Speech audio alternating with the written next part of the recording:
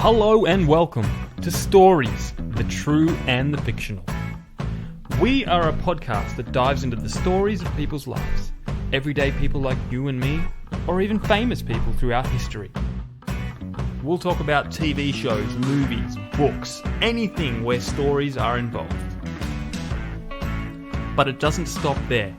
We want to get you, the listener, involved as well. So if you have a story, something funny or random that may have happened to you or a friend, send it to thetrueandthefictional@gmail.com. We want to hear from you. So until then, strap in, it's story time.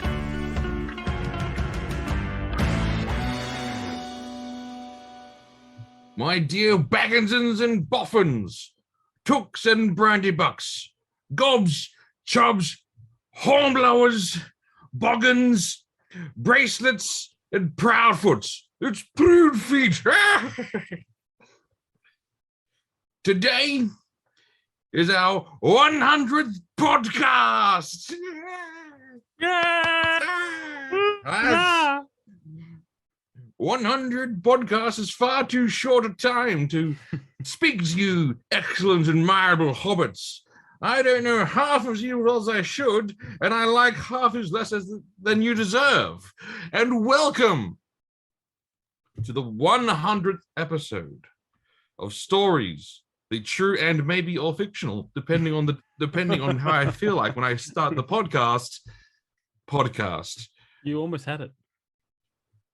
I remember when this first started, this small, lonely podcast, off into the wilderness. And I remember retiring from the podcast game and retiring to my island in Kings Park where I live. And I remember leaving some clues, a map, if you'd call it, out there in case I was ever needed to return. And some studio equipment.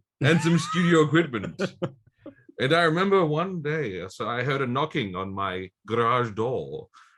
I opened it, and there was a young James Bryden.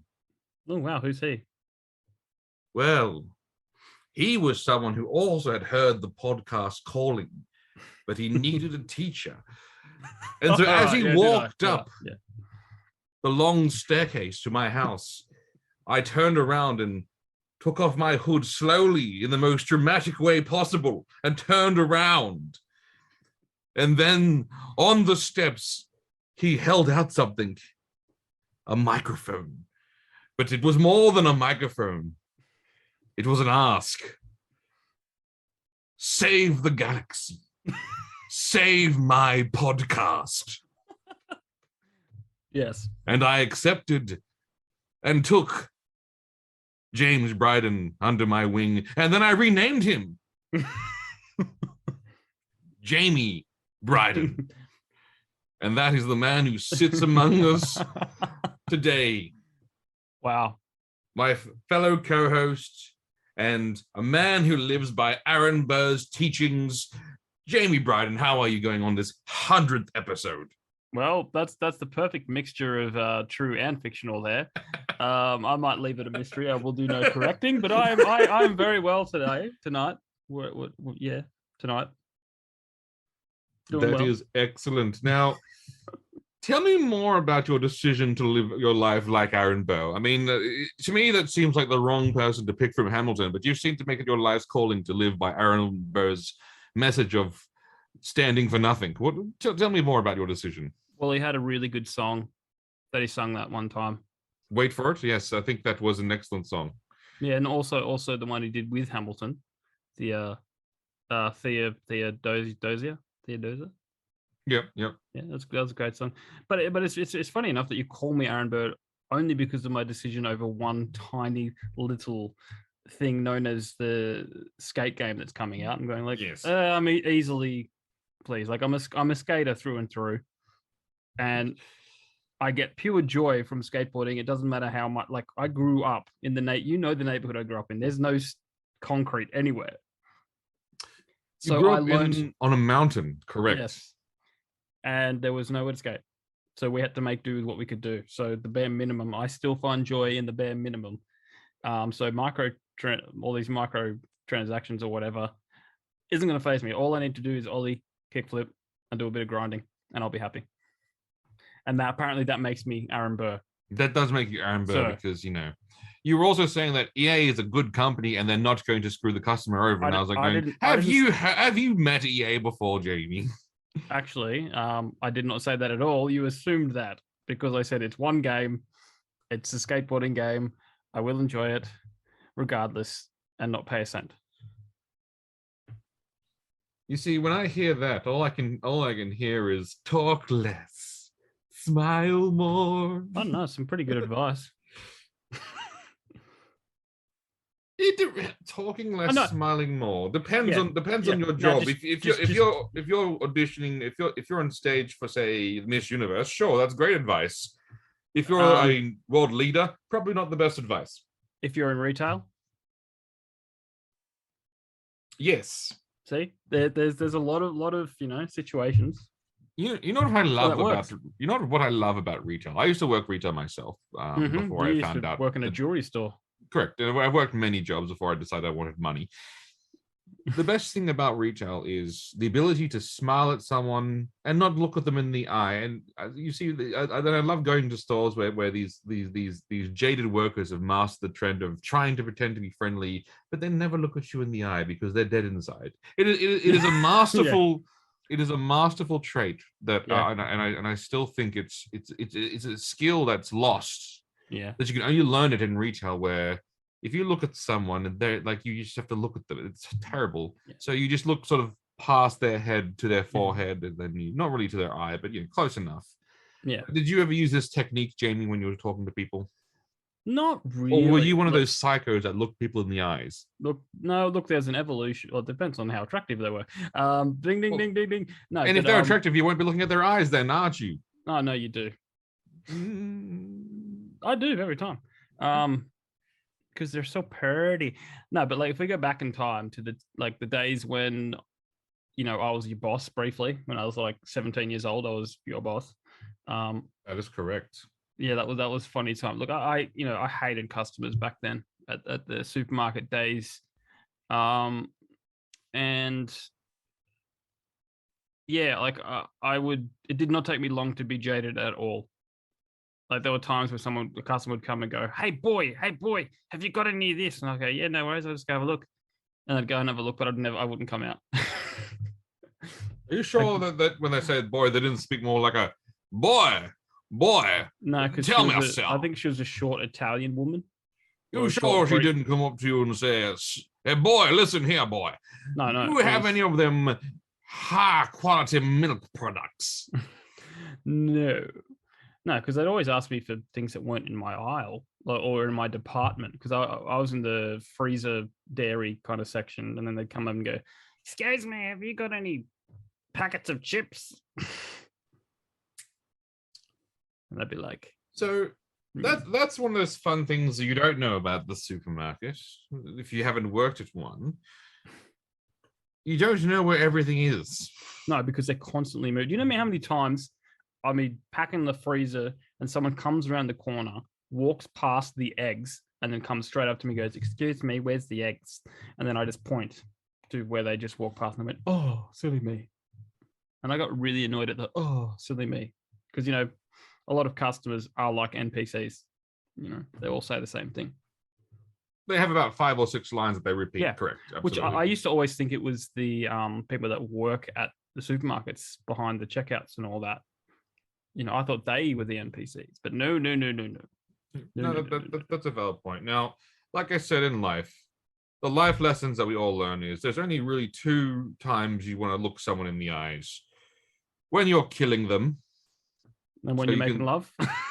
No, oh God, no, definitely not. When you're making love, you want to be focusing again right behind them, thinking about baseball. But the point is, there's only 2 times you be looking them someone in the eyes: when you're stabbing them and killing them, so then so they know that finally vengeance has been wrought. They thought that time when they killed your family, that they got away with it. All those years passed. They thought they were living free, and then finally you could stab them and say, "Remember me in that small farm when you ran over that family? I found you, and your death is certain." And the other time is when you're telling them something exciting, like Jamie, you're going to like our sponsor. Oh yeah. Tell me, Chris, do you like werewolves? I do, in fact, enjoy a good werewolf. I already know that you like romance because of that movie you love so much. Love in the Villa, the greatest. The fact that there's no Emmy talk on this movie is an atrocious. Well, give it time. Give it time. So you established that. Now, do you like protagonists that are modeled off the smallest Cavill out of the Cavills, who is still huge, Henry Cavill? I do enjoy characters that are modeled after of the Cavills. Absolutely. Then you will love Rebecca Cassells' Rising Dawn series, where it is all about characters modeled off Henry Cavill, werewolf romance, but not the typical werewolf style. Now, I'm a huge fan of werewolves or any particular story where they do things a little bit differently, and that is exactly what Rebecca Cassells does with her characters in the werewolf romance Rising Dawn series, available on Amazon in Kindle and paperback. Oh, is there really a paperback version, Jamie? Yes, there is. There is a paperback. That's good to know, because if you are a true book fanatic, I've never gone over to someone who collects books or reads books and then they go, "Oh, I have a huge collection of books," and they just show me their Kindle. I've never seen that before in my life. They have a shelf. I want to see that. I want to see that. No. Would they have individual Kindles on their shelf for each book, or would they just have this basically like this littered room where there's one Kindle, and it's a black room, and as you walk in, like lights flash as they make a staircase or a pathway to their one Kindle with all their books. So it's like Cerebro in X-Men. Essentially.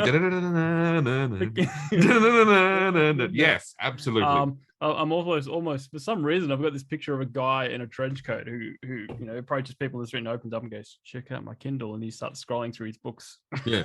Hey buddy, you want to read a book? And shows him one Kindle. Yeah. But you know book people, and if you do truly love a series, you have to buy the paperback. Oh yeah, definitely. hard copy if they have available. I know that most authors don't do them because they're horrendously expensive. Yeah. But to support your author, yes, you could buy it digitally. And Rebecca Castle has been a friend of the show. She's been on a few times. I think we should try to get her back on to talk about all things, because I have questions about the implied incest in her story that I really want to get sorted out. Okay. So I do think we should have her back on. But if you want to support this show, if you want to support your authors, make sure you do buy the paperback, because again, when the robots rise up and the Kindles lead the charge in the war, we will not have access to our Kindles. We will need our paperbacks. Yeah, and even for people on the other side, mate, if you get offended, you can't do a book burning if it's on a Kindle. You're right. How can you get? How would you burn? Now, how would that happen? Would you do it would be a ceremonial delete. It's like, are you sure? Would you then burn multiple Kindles? But Kindles are expensive. Like that. No, it would be a delete. You'd have to delete them off your Kindle. That'd be the equivalent. But then that's bad because they're still in your library, so you can still just download them again. No, but then they delete them off the marketplace or whatever. But burning, nothing like. I was about to say there's nothing like a good book burning, but the only books I've burnt were my school books when I left school. Let's be honest, Jamie. You've burnt a few books in your time, haven't you? Mm-hmm. School books. Yeah, school books mainly. I mean, who hasn't burnt a school book here or there? Now, let me ask you a question, Jamie. Yep. How do you get a country girl's attention? How do I get a country girl's attention? The answer is obvious. A tractor. Oh. Wow. Yeah, okay, that's one. Why are elevator jokes so classic? Because they work on so many different levels. I don't think you're supposed to laugh at your own jokes. What? Jamie, one final question that I do have to ask you. What did the police officer say to his belly button? Oh, I should know this, but no, you should know this one. Tell me. You're under a vest. Wow. Okay. Wow. My wife asked me to stop singing Wonderwall. Said maybe. Yeah, there you go. There you go. You know, I believe that that is how you tell a real sense of humor. If you've mastered a dad joke, yeah, in its pure raw essence. Speaking of sense of humor, you have finally gotten around to watching Resident Alien, and I can tell you this, and I wanted to watch it. So basically, what I did was you watched all of it. You brought it over, and you brought me 4 episodes, and it was spectacular. Because I too have wanted to say to people how stupid they are and how terrible they are, and what a horrible prime. So I really relate to the main character. I really relate to him, Harry. I really relate to him as a person, and I do believe he's alien. And his Dr. Bedside manner is fantastic. And you know, when the old man asked him how long he's living, he's like, "Do you like Christmas?" Yes. Yeah. like it was just June. I was like, honestly, yeah, I was, but then I wanted to watch it, so then I was like, okay, where do I get a subscription? So then I was like, it's on Stan. So like, okay, great. It's like free trial. It said, oh, you've already used this one credit card. So I was like, fine. So I opened up a prepaid card, signed that in. So then watched it, then canceled it because I watched it within like a day. So I don't need the 30 days for Stan. And then I was looking for season 2, and it was only on 9 now. And then there was ads. And I haven't watched TV with ads for a while, but I forgot how many ads they put in an ad block. It's not like it's one ad. It's like it's like 5 minutes of ads. Yeah. So then I was like, so I paid the $22 on Google Play to buy the full season, season 2. Yeah. And honestly, I'm watching through it now, and like I said, I can see why you liked it. Yeah. Because the mayor's wife is the definition of, you've heard the term MILF before. Again, I mean, that is a fine woman. I would say that again. They're trying to do this whole thing with like, he might like that sort of like the redheaded, like skier girl, whatever. What, the mayor? Yeah. No, well, they went, I don't know how far you are into it, but they used to date in high school. Yeah. So they're trying to, in season 2, they seem to be like going, oh, there's something still there. I was going, no, he has a wife that enjoys BDSM roleplay with wax. Come on, like again, that's a winner. That is What did you think? A Jedi in the streets and a Sith in the sheets. That's just a winner. That is a winner right there. Now, what did you think of the alien guy in season 1 at the convention? Aliens again. And the thing that I found the most funny about the show, the thing I really enjoyed, was just basically him and food, where it's just a primal thing that he wants to eat because he wants to live. And so basically, he would steal people's food and he basically take their coffee. And then with the alien guy, was sitting down going, "I'm leaving because I'm out of the fruit." and I'm not eating this one because it tastes like old woman's perfume or something. Like that. But again, his delivery is just amazing. I can see what you mean now. But the thing I actually found the funniest of all is actually just the introductions, where they show the right way of doing things and then the wrong way of doing things. With the little cards, like the helpful cards at the beginning. The baseball one was the funniest, where it shows like tick, him hitting the ball, cross, him hitting the guy, hitting the backstop just with the baseball bat. And I thought that was just, again, it's something so small. But it's just, it works on so many different levels. And again, I'm really enjoying the show. But we also have to talk about something else as well. You watched Rocky. I did watch Rocky for the first time. The original 1970 Rocky. What do you think of it, sir? Oh, look, I liked it. Yes, we did need some subtitles. Stallone does mumble a little bit. A little bit. But no, but look, for when it was made, it was quite exceptional. I'm not a huge fan of boxing. Like, seriously, probably the only time I got into boxing was Daredevil and Real Steel. You need those kind of great actors to pull me in. Absolutely. But I liked it, and I liked the look, it was well written, and I have such respect for Stallone because of the whole story behind how he made that film. And look, Apollo Creed was great. I love Apollo Creed, and again, and you sort of saw, and you mentioned before that everyone has stolen from this movie. I don't think there is a single movie that hasn't literally stolen something from this film. Yeah, like we're just sitting there watching and going, connecting it to everything, like the training montages, the running up the stairs. You're like, and then also Michael Bay with putting glasses on women, going, look how much of a nerd she is. It's like, having said that, again, I respect Lord Michael Bay, the legend himself. Yeah.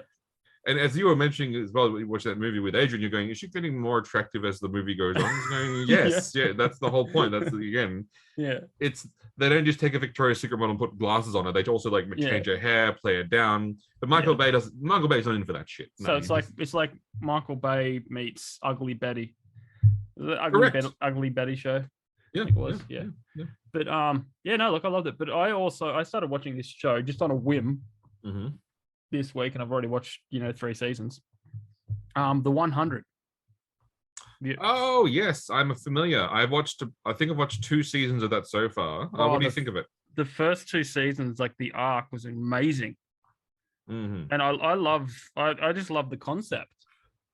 Again, like it's who doesn't love Lord of the Flies? Again, like well, it's not just that. It's like there's a touch of Horizon Zero Dawn in it. There's there's the Lord of the Flies. There's the it even has a Stargate feel, primarily because of the Canadian woods. Because it's shot in Canada, and it's all Canadian. It's all Canadian actors, and but then there's like I just watched season 3. It's all about an artificial intelligence that takes over people's minds. So they've gone full Horizon, but you have to give consent to being taken over. So interesting. But it gets to the point where it's like, all right, I'm going to kill this person unless you say yes. Like it gets to that extreme. Oh, okay. So So it's like it's just the mafia tactic. It's like going, you gave consent, but because I'm the mob, I made sure you had like every reason to give consent. Yeah, or other things that will probably get us shut down if I say it, relating to the last couple of years.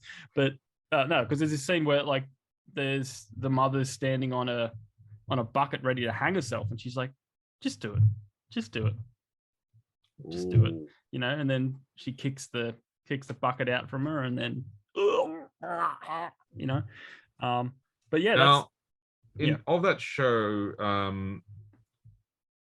my favorite characters were there was 2 that I really liked. One, Lindsay Morgan's Raven Reyes. Raven's amazing. I love her. I thought and what was that? And there was the is it John Murphy, the other guy? Was he like the heaps murdery guy at the start who almost got hung? No, there's the crazy. There's the guy who took over, like the there's Bellamy. And there's the guy who's like his rival, but the good one. Yeah, I think it might be him, like the good one. But what I love is the character growth is amazing. It's you just see this. It's like it's humanity on Finn. That's it. That's the one. Finn. Yeah, like Finn. You're seeing the depravity of man. You're seeing the hard, tough moral choices being made. You're seeing people owning up to their mistakes. And you're seeing this like it's like almost like a expose on human character and how far people are willing to go. This show was 7 seasons. Yeah, it's 7. I'm up to season 4. So 7 seasons, 100 episodes. Yeah, which is pretty funny. Do you think they aimed for that because it's called the 100 and then there's 100? I reckon. I would imagine they probably were thinking about canceling it, and then like someone said, "Hey, come on, we are so close to 100." They went, yeah. But look, even the lines, the dialogue, like that. I love that Lincoln character. He comes along and goes, says a line that says, "We all have a monster inside of us, and we're responsible for what happens when we let it out." It's such a good line. And one, I think it was like the first the first main tribe chick. I can't remember her name. Alexa or something like that. Mm. She says, "Victory stands on the back of sacrifice."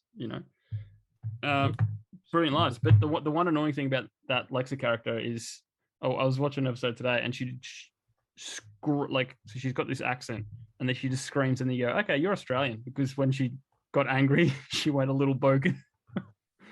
She is Australian. Yeah. Alicia Devankani. She's an Australian. Yeah. So's the other main chick, Eliza Taylor, I think her name is. And she is she was born in Sydney, so she's superior like the rest of us who were born in Sydney. Genetically. But she's a cool character, but she just, when she got angry, her accent just went, "I'm Australian." Look, the accent slips sometimes, no, it was just, that's the only time I noticed it in 2 seasons. Yep.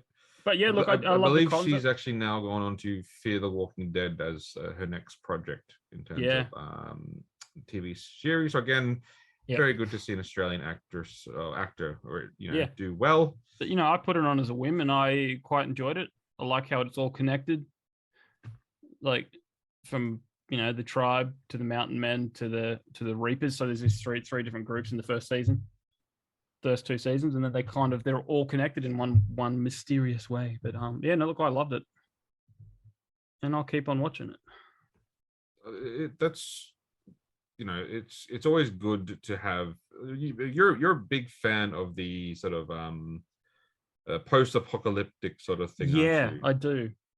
As long as it's done well, not cheesy, but like that's rare. Like Book of Eli is great. Book of Eli. Oh yeah, I'm not a huge fan of the Resident Evil later movies. Like, so the first two's all right, but that went after those, I was kind of like, eh. Really? Yeah. Why? Well, I don't know. I just got same old. Yeah. Speaking of Australian actors in post-apocalypse, have you seen the show The Outpost? Oh, the show? Yes, there is a show. I don't think I have. Basically, again, post-apocalyptic, based on but rather than going all feral, they're all like basically swordsmen, and knights. So post-apocalyptic beach knights. Oh, so almost like that show. What was that great show that was ridiculous with everyone got stabbed but didn't bleed? Revolution, where basically the arm cut was the most deadliest thing in the entire thing. Yes. But it has Australian actress Jessica Green in it, and I thought it was also a great little show.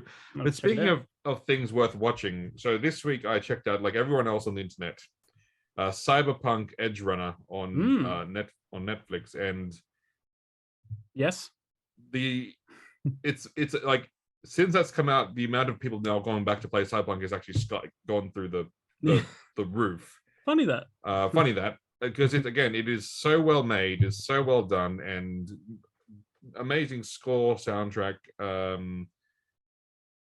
It's exactly what it's exactly what the game should have been when it launched. Like delving into that Cyberpunk, and I'm really it's actually good that they sort of like kept going with it. And it was a really amazing, there's a tie-in to because it's set in the same game universe, and actually there's a tie-in that people have noticed now. Several months ago, you go to a bar, and they sell drinks for basically all of like the dead and famous edge runners and Johnny Silverhand. And there's this drink called like the David Martinez, and the room goes, "What does that mean? What's that? Who's that?" And then you watch the show, and you're like, "Oh my god, it's him!" Yeah, again. But the thing that I liked about the Cyberpunk, this show, and also the universe, and this is not really a spoiler. You don't win in Cyberpunk. You don't win in the Cyberpunk genre. You just do a little better than everyone else does. Yeah. And so it's like survive. You can't beat the corporations, but you can basically, it's like this whole thing. You can't beat them, but you can, as you're about to die, punch them in the face so hard that they'll remember it. Yeah. And then die. And then and there's this amazing line in it where you don't become a famous edge runner by for what you do. You become a famous edge runner by how you die. It's a great same thing with that like Ned Kelly and the outlaw things, that's what an edge runner is. It's an outlaw. Yeah. And sticking it to the government, or in this case, the corporations, which is basically the government. I do enjoy I enjoy a good storyline. That the other show that obviously that I'm a huge fan of now, and as is everyone else apparently in the world, House of Dragons. Who can forget Matt Smith? Again, and there was this post that's really funny where it's basically says like, I wonder what atrocities Matt Smith's characters are going to do in this episode, ... and how I'm going to support that. And there's another thing where it basically says Matt Smith's character could basically burn down an orphanage and I probably would still support him for doing so. And it's very clear that he is carrying the show by himself. Yeah.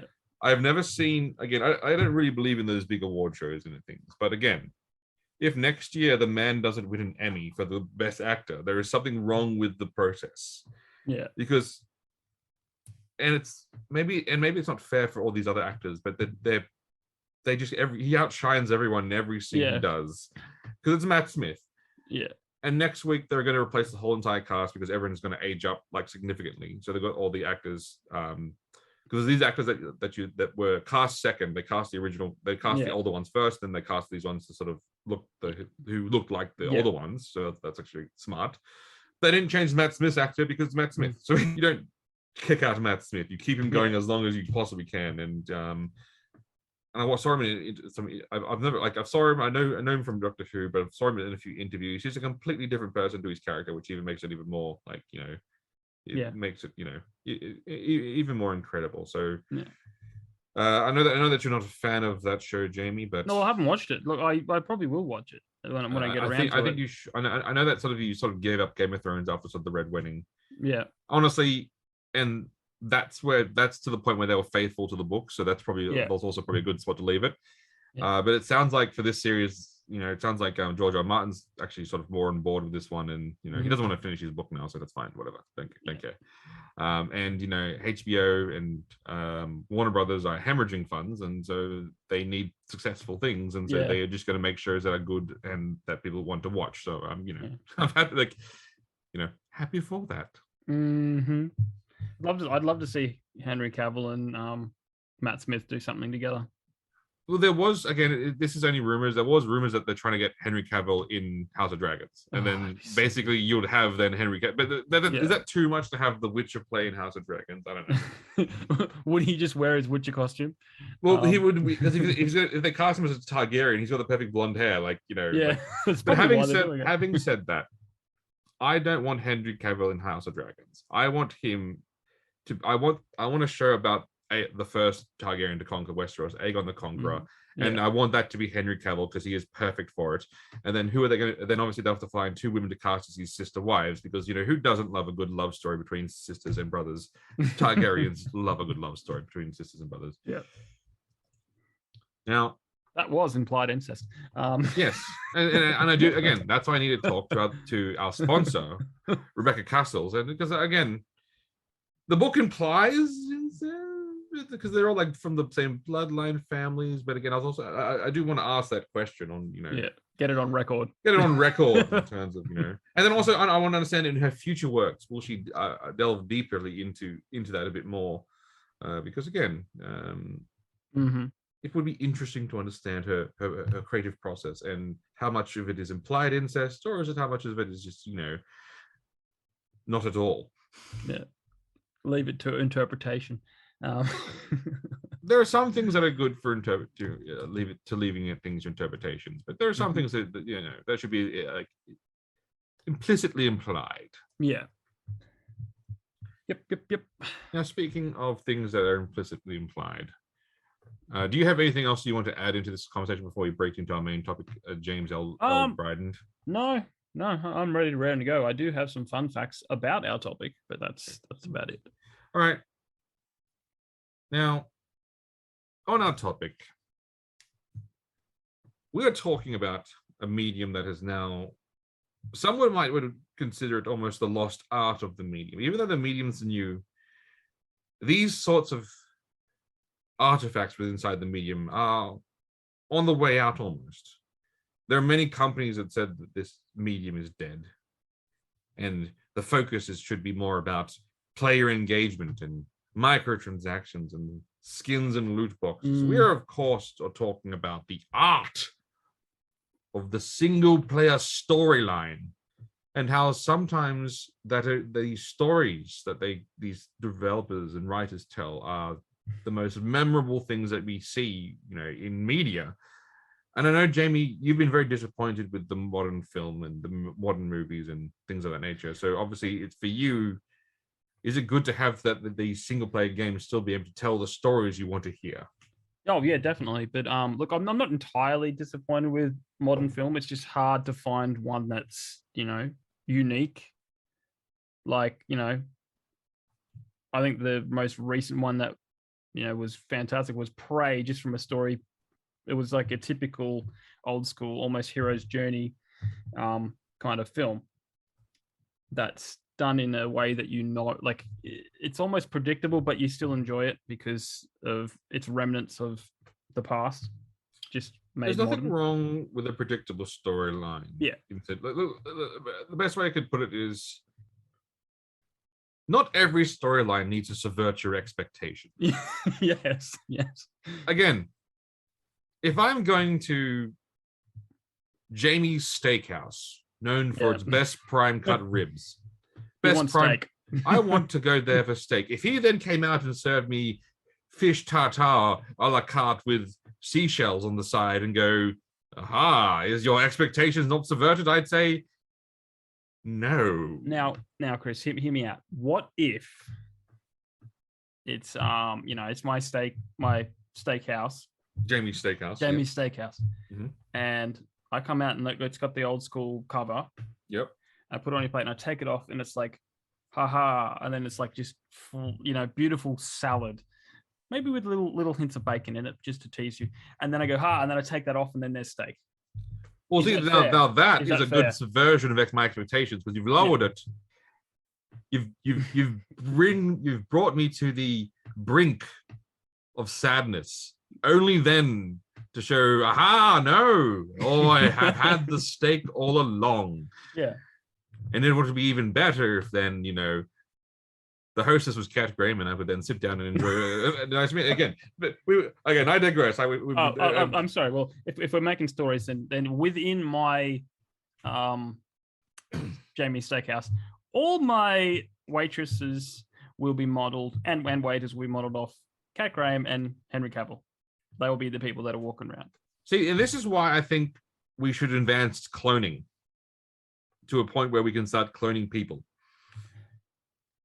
Really? But do you see the problem in that? I do not. Where do you see the problem? Well, obviously, because then that means, just from a legal standpoint, what stops Henry Cavill clone going down to Henry Cavill's bank and accessing Henry Cavill's funds?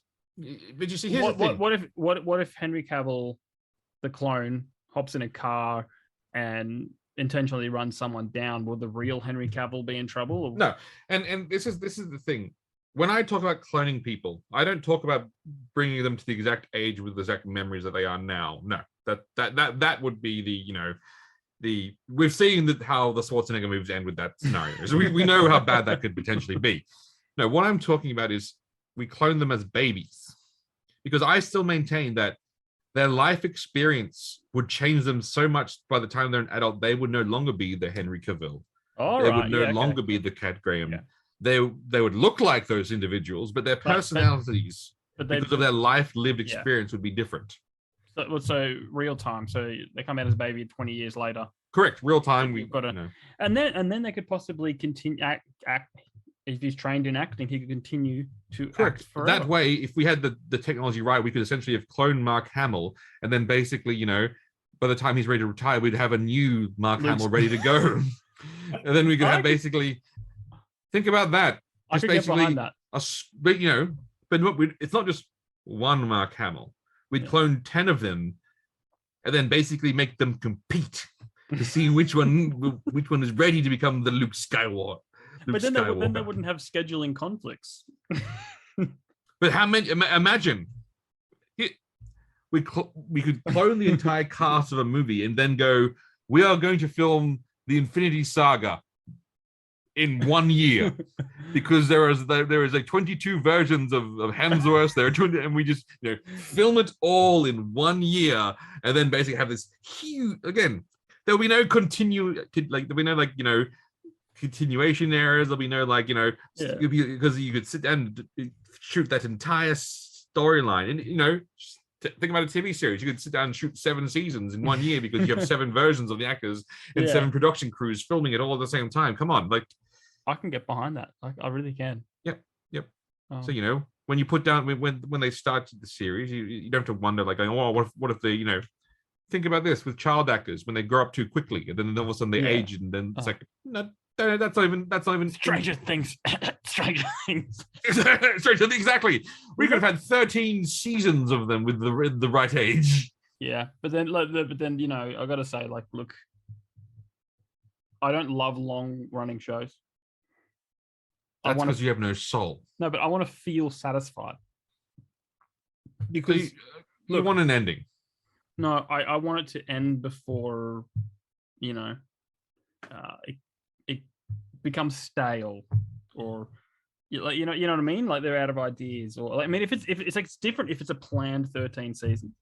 Yeah, no, I completely agree. But you want a satisfying ending. I'm ready for Cobra Kai to end. Because they've had a strong 5 seasons. Oh, but it's like, do you keep going? Like, will it run the risk of it? Them doing something that ruins it. Well, they've already run the risk of too much Daniel LaRusso. They've already given us way too much Daniel LaRusso. Yeah, but I don't know. It's been each season has been solid, and it's just the things that you personally don't like prison arcs. I love that. Oh my god, that was the worst. You complained about Daniel LaRusso more than you complained about your favorite prison arcs. Again, the prison arc of this one wasn't. Again, it was bad. I get it. But it wasn't. It was manageable. Does that make sense? I could manage because there wasn't enough of it. Yeah, because basically it was 1, 2, maybe less episodes, so it's something I could absolutely, It was only a couple of scenes here and there. Anyway, it wasn't, Yeah, it was only a few scenes, and so I could, I was happy, so that I could survive. But you're right. Maybe after this final season, maybe that's the right time to end Cobra Kai. Yeah, and even to bring it round back to video games, it's we don't need any more Uncharted. No, the ending of Uncharted was perfect. Correct. It was. I 100% agree. That's how you end it. Would I enjoy playing as the daughter in the game? Maybe. Yeah, but then they did that fistful game with the two. Who was it? Is Zoe Nadine? Is it? Yeah. I never played it because I'm going where's Drake? You have a point, unfortunately. Without Nathan Drake, without it's not. Yeah, not the same. But those games are phenomenal. I think you got me onto them. I think I remember the first game I was going how do I beat this boss? Chris, help me! Before I discovered YouTube videos that said, this is how you do it. That was before YouTube. Well, no, it was around the time when. It was before the YouTube channels, all the gaming YouTube channels blew up. Correct. Which is it's and we should take a moment's silence for all the phone companies that now don't get phone calls about people asking up, how do I beat this level? And it's a voice on the other end of the phone going, well, you do this. Well, because they were charging $5 a minute, so fuck those dudes. So you know what? Yeah. No, we should. What we should do is bow our heads in sadness for those quote unquote game journalists who their entire careers can be done by a dude with a camera and that has far more followers and that are more liked than they are. Yeah. Who knew that was going to be the case? Yeah. I know. But I do love it for when you get stuck in a game and they're like, you just go to YouTube and go, how do I go here? And it just shows you the way you go. And but doesn't that defeat the? I mean, doesn't that make it? I have trouble finding doors, Chris. Yes, no. Okay, you know what? For someone as door enabled as you are, where you basically struggle to find doors in buildings in games, then yes, okay, I get that. But maybe then you could Google just like show me the doors of all the buildings rather than Look, I honestly I only use it for this stuff that's like ridiculously stupid and tough to find.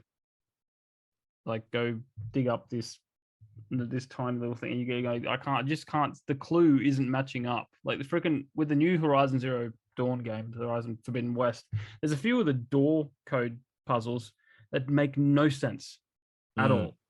And so I just go, what's the door code for this level? And they go, bloop, Now, did you use the internet to cheat to beat the Valkyries in God of War? No, I did not.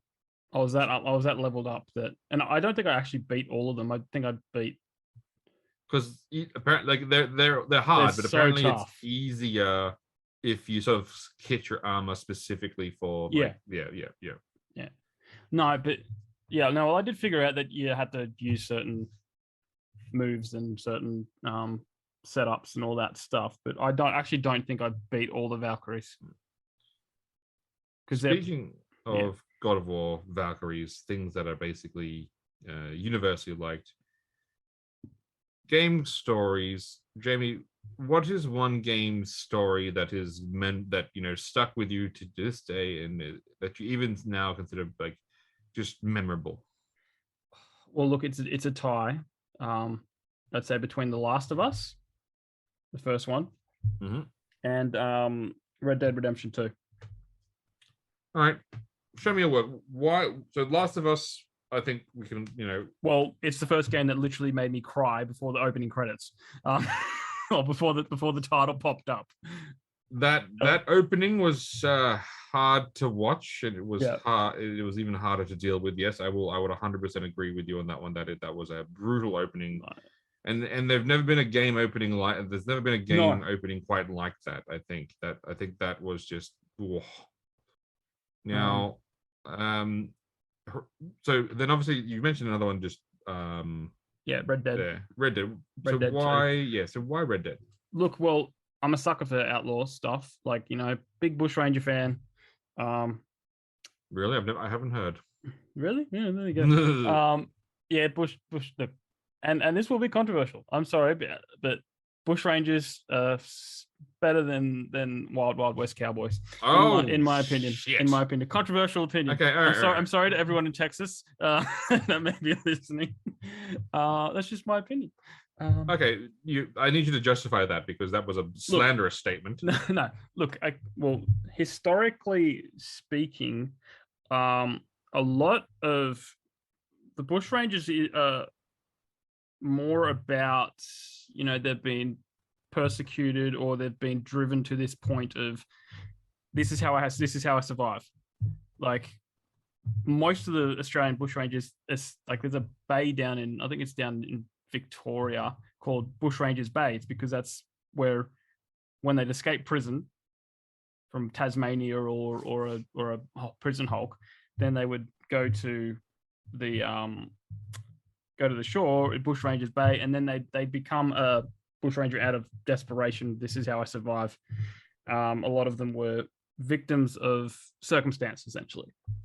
So, and a lot of them wouldn't just go around just shooting people up. And albeit there were a few that were just insane. But for the better part, most of them were just completely gentlemen.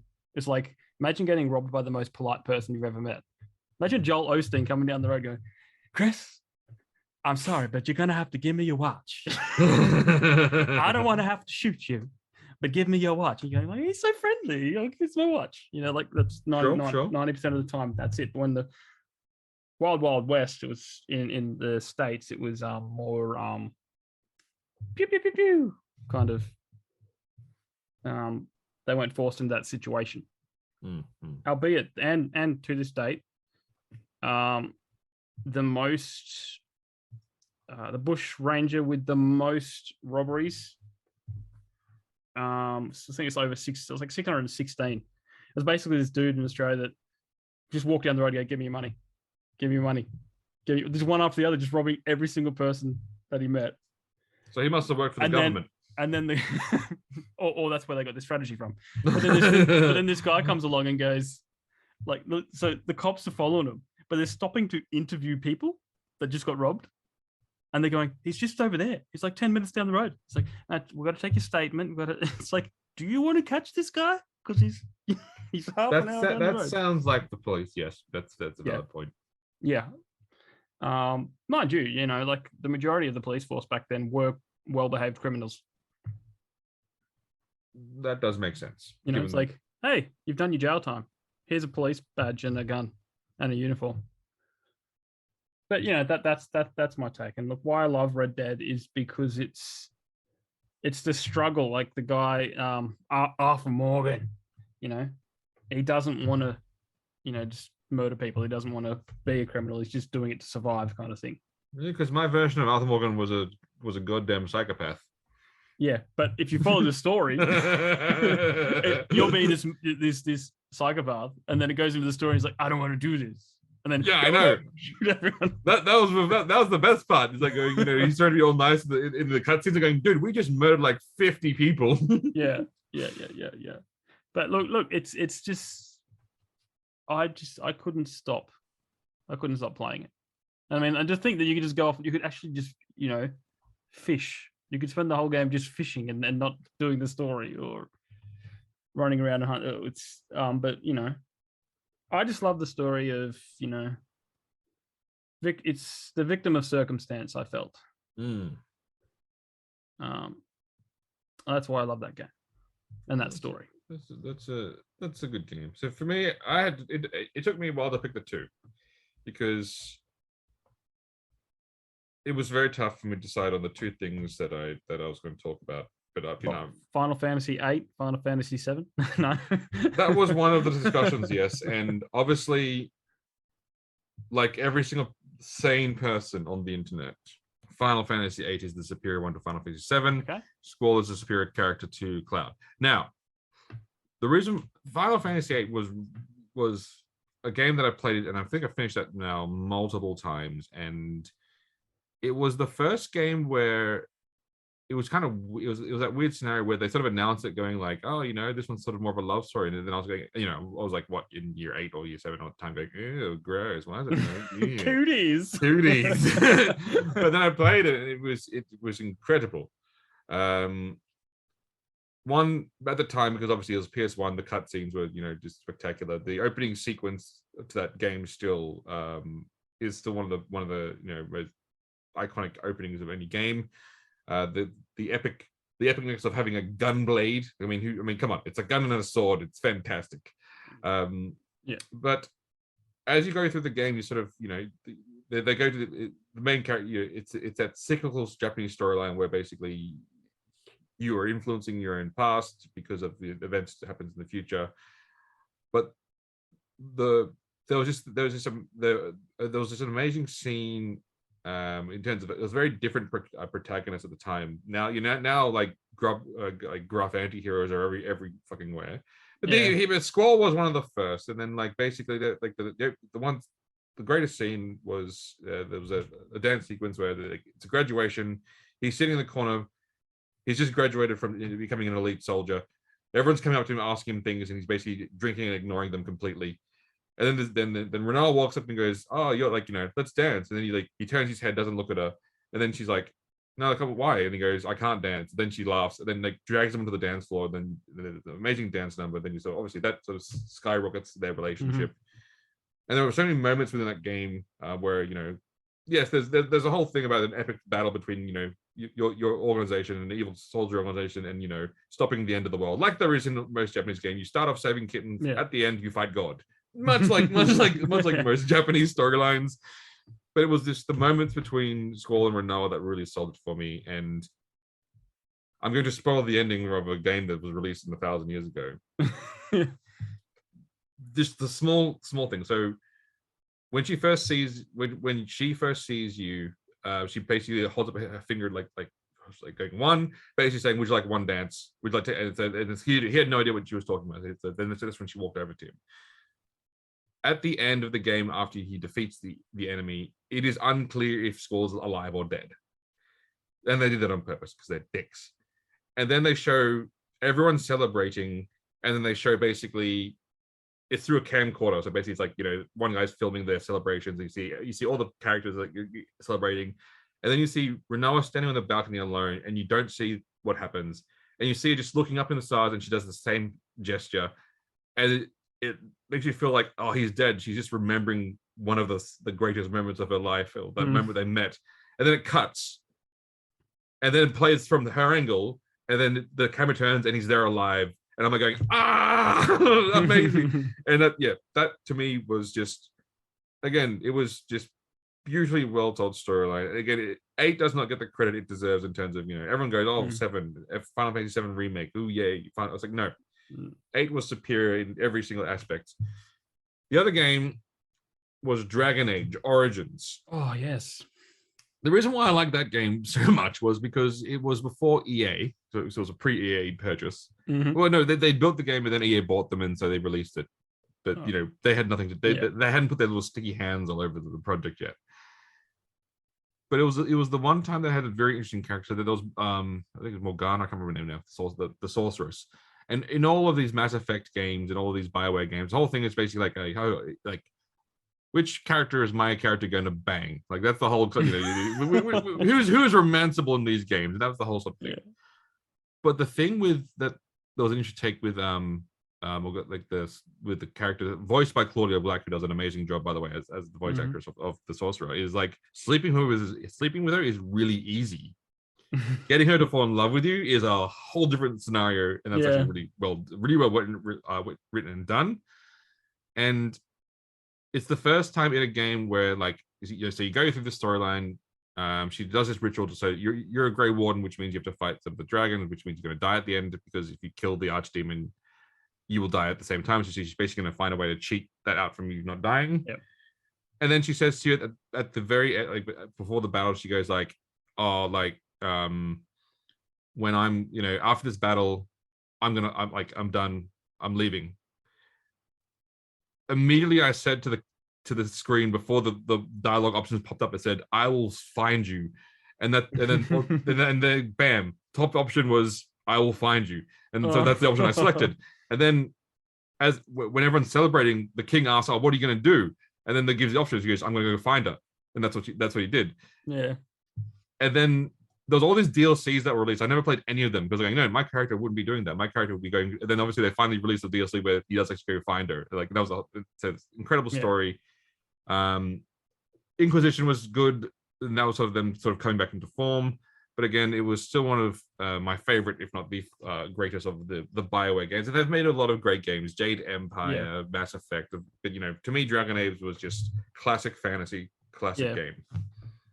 Yeah, I think I only played the last one that came out. I think Inquisition. But that was still, again, that was them going fantastic. That was them going back to form in terms of there was a period there where they made Mass Effect 3, and then they made and they made which is funny because like I had no problem with Mass Effect 3 because I only ever played Mass Effect 3. Oh yeah, well yes. And you and Mark were going, "Oh my god!" I'm like, "What? It's fun. You should." Like it was. And I think we all agreed that it was good up until a point. Oh no, like it was amazing until like 20 minutes at the end. Yeah. But yeah, like and they stand by the ending. That's why they changed it, because 100%, But still, like those games are becoming more and more slender. Obviously, we can't talk about story games, recent story games, without talking about God of War. I mean, obviously. Yeah, that was a gem, and I'm concerned about the new game if it's going to be as good. I don't think it's. I honestly think it will be as good, but it'll feel like the same game. If you know what I mean, like so if you haven't played the first one or the last one, and then you played the new one, you'd probably feel the same about the new one that you did about the last one. I played all of the God of War games before that. So I played 1, 2, and 3, and then all the games, and so I had a lot more context coming into it than you did.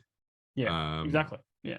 But and so some of the things that to me were a lot more memorable. Basically, watching his restraint was as an older man, because I remember in I think it's World War III, someone gives you the weapon you need and you just straight out kill the person, and you're just like, because he was an angry man, and obviously watching him grow and watching the restraint, as you said, character growth.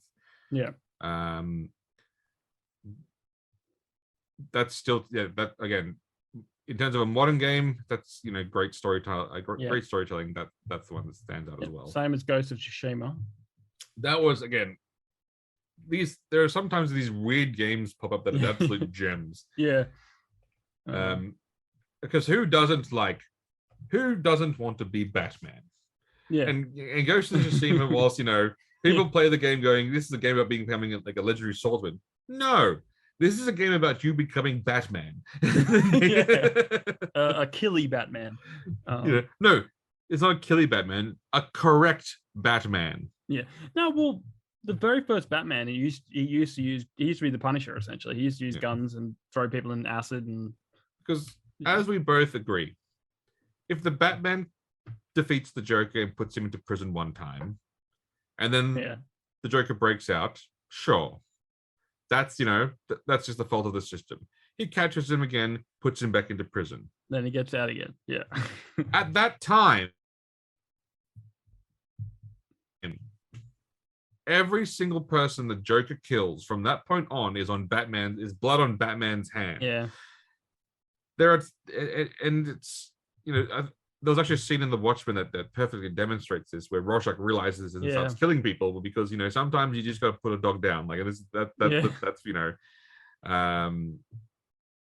But having said that, yes, you're right. Ghost of Tsushima, killy Batman. Yeah, killy Batman. It is fantastic. I have to mention Horizon Zero Dawn, because that first game was just. Mwah. So what did you like the game for the story, or was it more just because it was a fun game? I'd never seen a game like it before. It was not only the story, but the world it was in. Right. Post-apocalyptic, but it's a combination of tribal and futuristic, and then combining them, clashing them together, and just the look, I'm a sucker for any game where you get to play as a kid first. Ah, yes, the growing up and training montage. Yeah. And so you play as young Aloy, as you learn to hunt and look after yourself, and then you're an adult, barely, and then you go off and save the world. But you've played the second one now, what, 3 times now? I'm on my 3rd playthrough. Do you enjoy those games now more for the story, or just for the actual I actually gameplay itself? I think it's more the gameplay for the second one, because it's just so more in depth, and it's more difficult regardless of what setting you play it on. Mm-hmm. Because if you want to get some machine parts, you have to shoot them off before you kill it. That was always the case, but I mean, you played it a little different than I did. I love the shock bow, like with the shock arrows, like that. Arrows. Yeah. Oh, the tear arrows. Yeah, they're my favorite arrows. No, yeah. Well, I'm using a very cheaty. Or as I like to call them, the Christopher Nolan arrows. The yeah. I love that. Like in the second one, there's a shock bow that you can get, and it's just like basically just one hit, and then they go and like anything. And I just, it's very cheaty. I love those games where they have that, where there's a game-breaking loop. Look, and it's still a good story, but it hasn't got the same charm as the first one. So, do you believe that then the first one was a bit of a fluke, or? I think the first one was a fluke. Sure. Or made at the exact right time. Right. Yeah. So there's that perfect. So you're saying that basically the first one was a perfect storm. Yeah. I just because again, you'd never seen a game like that before, never seen a story like that before. It was different, unique. And then I watched the 100 and went, man, I wonder if they got some of this from, because the 100's based on a book, so I'm wondering if they stole some ideas from. I believe everyone steals from everyone. I think there's overlap. Well, overlap, stolen. I mean, let's be honest. It's the same I mean, well, again, is it really stealing, or is it is it paying like homage or something to the craft or to the thing? Yeah. No, but look, they'll forever be my favorite games, at least until something new comes out. Now, you said you had some interesting facts. I got some fun facts. Do you want some fun facts about video games? I do want some fun facts. Did you know, Chris, that Assassin's Creed was originally going to be a Prince of Persia spin-off? That makes a lot more sense. Mm-hmm. I love Prince of Persia, and it's a franchise that they have squandered. But again, Assassin's Creed is also one that they're squandering. So you know. Yeah. Well, it was originally going to be called Prince of Persia Assassins. It told the story of a female assassin tasked with protecting a prince in Jerusalem. And then it became okay. Yeah. After a year of development, Ubisoft rejected the idea as it didn't focus on the prince enough. Which is funny because there's a thing called Zelda. and it's called Zelda, but it's primarily about Link. Yeah. So no, that's just because Zelda has a better marketing director than Link does. Like that's just and it's a better name. Like if you saw a video game called Link, would you be enticed? Would that mean that if Robin Williams had a son, he would have called him Link instead of naming his daughter Zelda? Ooh. I have to think of maybe. Probably not. Link's not a very good name. Like, no. It's not the same as Zelda, where it's like no, it doesn't. Fun fact number 2: in 2008, Barack Obama campaigned in 18 games. So he purchased ad space in 18 different games. Mm-hmm. He had vote for change billboards were in Burnout Paradise, Skate, Madden, and more targeted the demographic of ages 18 to 34. I missed those. Like I played Skate religiously, never focused on any of those signs, those billboards. Well, I mean, that's also I don't think probably wasn't in the version you play, because why would they show you an American advertisement for an American election? Yeah, well that's true. But I'm like, wouldn't that just be in every copy of the game, or would they change it for release? I mean, they change things for regions all the time. So yeah, good question. Actually, we should find that out, because I don't know. My thoughts are they probably just change it for release. Yeah, well, they do it region.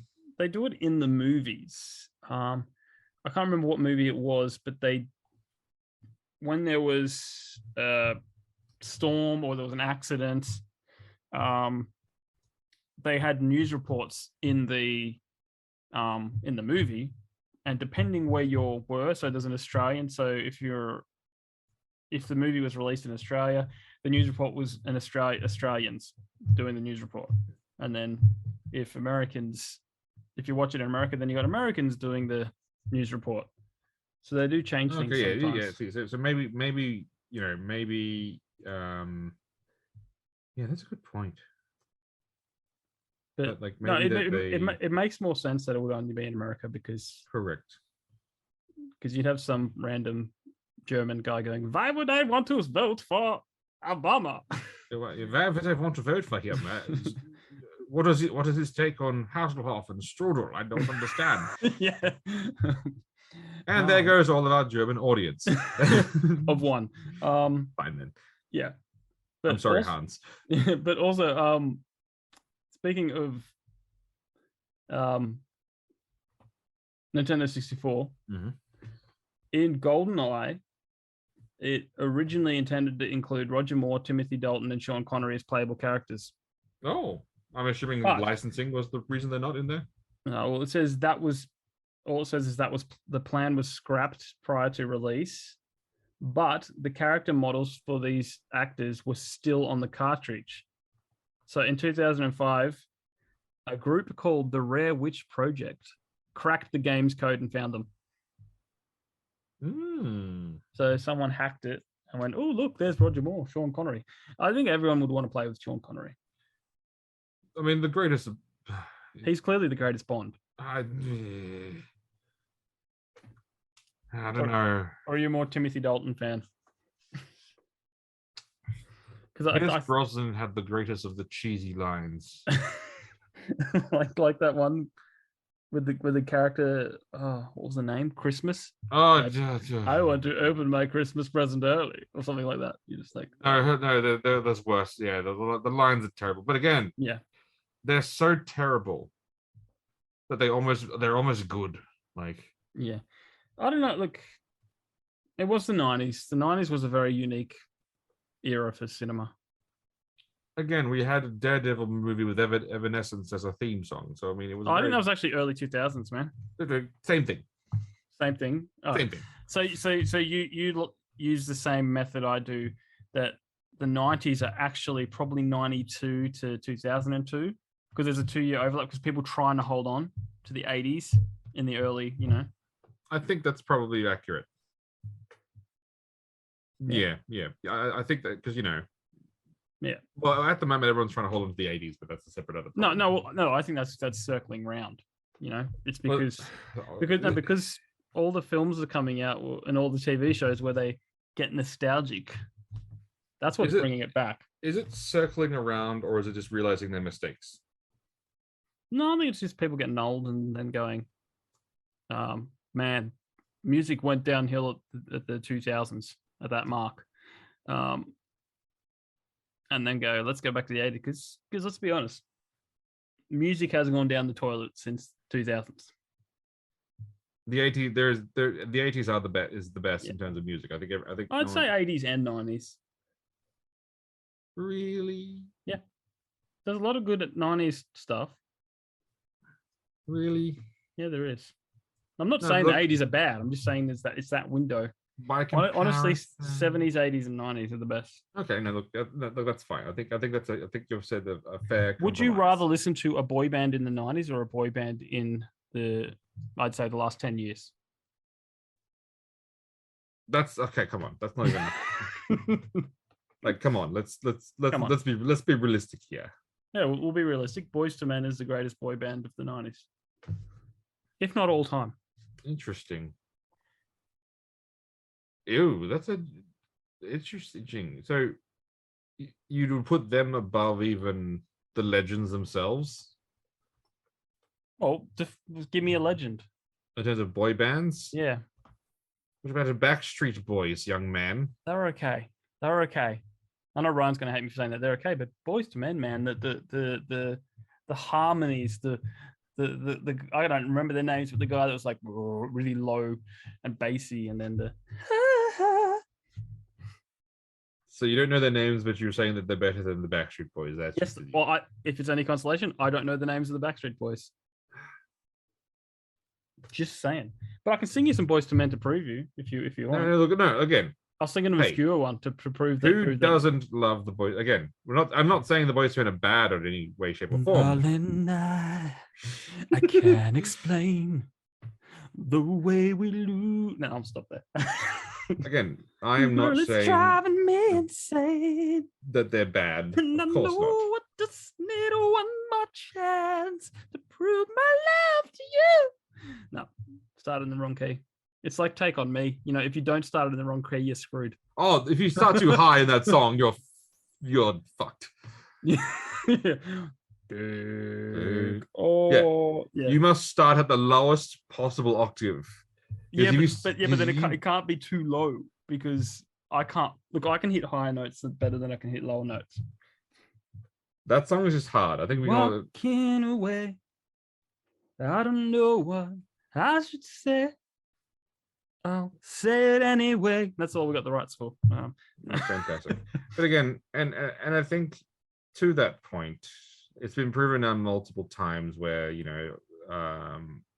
with all these musicians and things and all these, again, any movie now, when everyone's doing 80s soundtracks to their movies because like that's just what you do now. There's nothing modern that people want to remember, I guess. Yeah.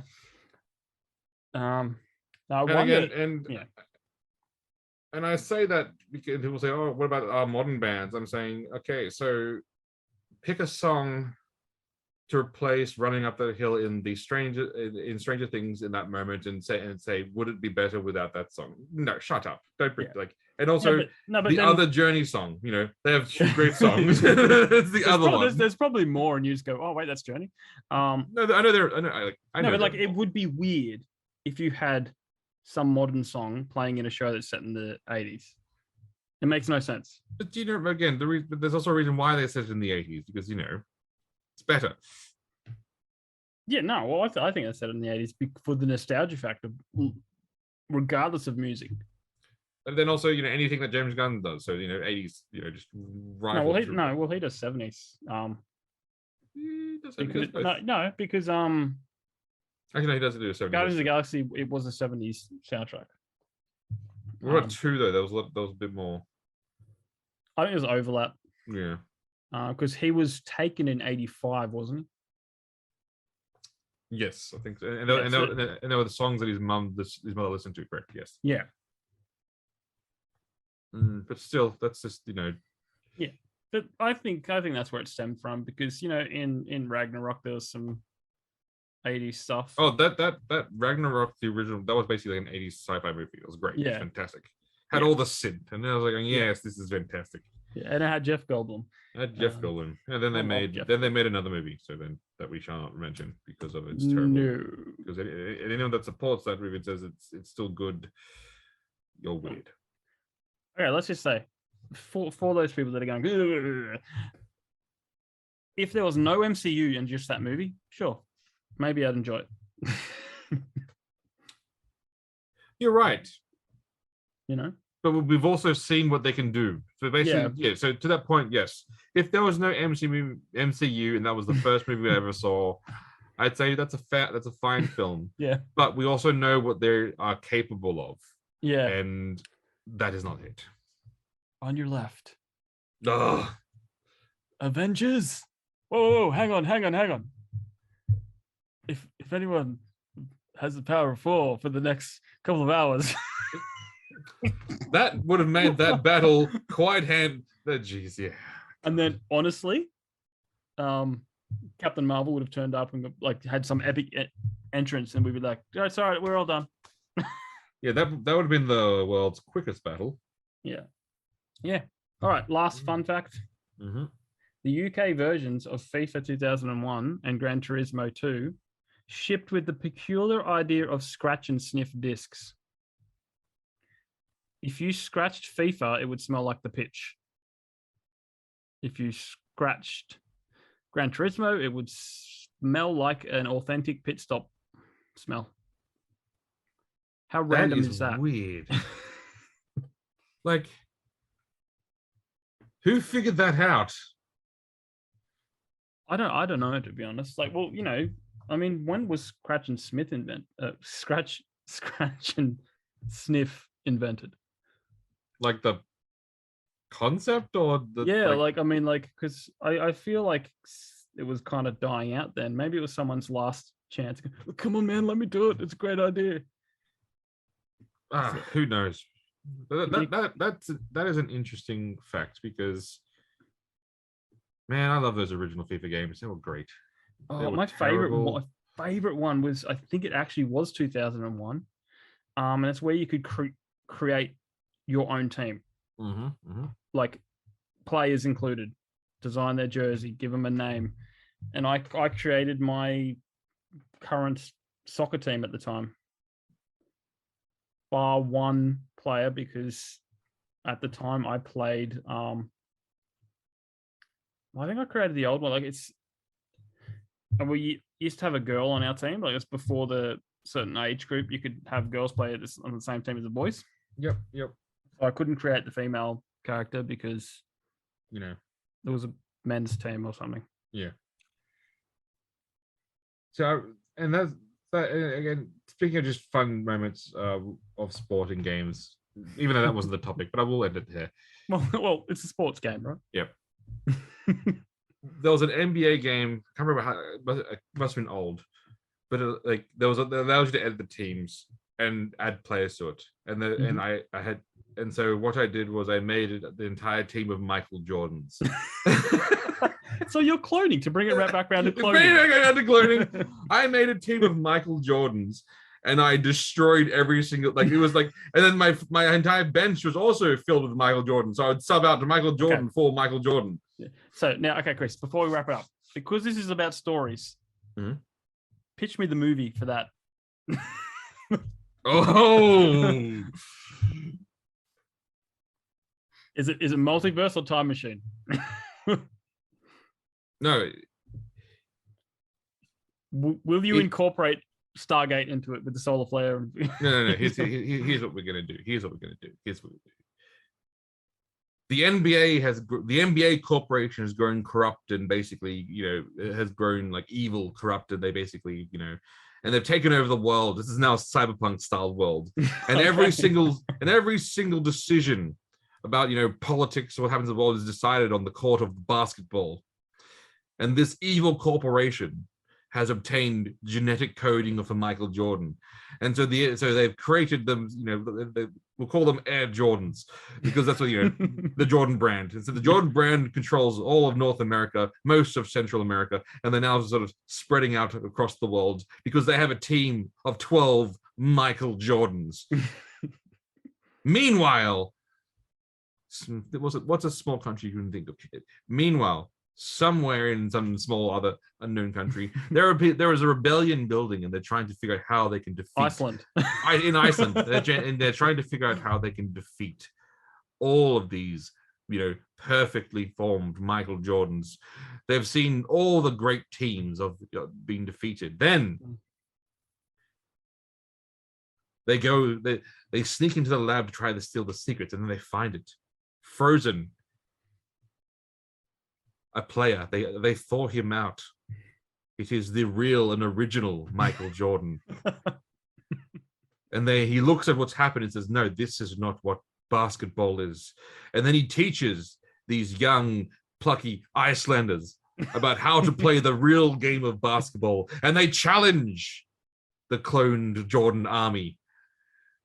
And because of the teachings of the real Michael Jordan, who teaches them the real way of the basketball, they defeat the Jordan Corporation, and then Jordan takes over his own corporation, promising to change the world for the better. We'll call this movie Michael Jordan versus Michael Jordan. The Jordan Wars. I dig it. It's a touch of Mystery Alaska meets cyberpunk. Yep. And maybe even a bit of Eurovision. A bit of everything, and then now, Jordan will teach. Will it have an 80s soundtrack? It will, of course, have an 80s synth soundtrack. And then, because then Jordan will the way he defeats the clones of himself, he'll be like, there is only one basketball, and they all want the ball. And then he'll lean in to one of the players and says, I didn't win my championship until we had Pippen. And then he starts naming the other great Bulls players and says that the game is not about one man. The game is about the team. I'm sorry. I thought he was going to lean in and go, there can be only one. No, this is not the highlight. No, that's the sequel. That is the sequel where the Jordan labs send out the Jordans all over the world, and he has to go hunt them down. And then he realizes as he kills every single Jordan, he gains more power. And this is, that's the fall of the hero, because then he becomes, so powerful. Then another clone has to then rise up and take his place. I'm sensing a series coming. Oh, of course, and and then a man grew up idolizing Jordan would have to then come back and take up and strike him down. Again, perfect film, perfect in every way. And yes, the rights to this movie would be really expensive because Jordan wouldn't. I'm not sure if he would like it. We'll have to get Harvey Specter to, contact him for us.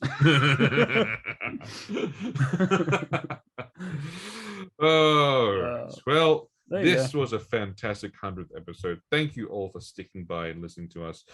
Before we finally sign off for the evening, we do have one final message from our sponsor. Jamie, take it away.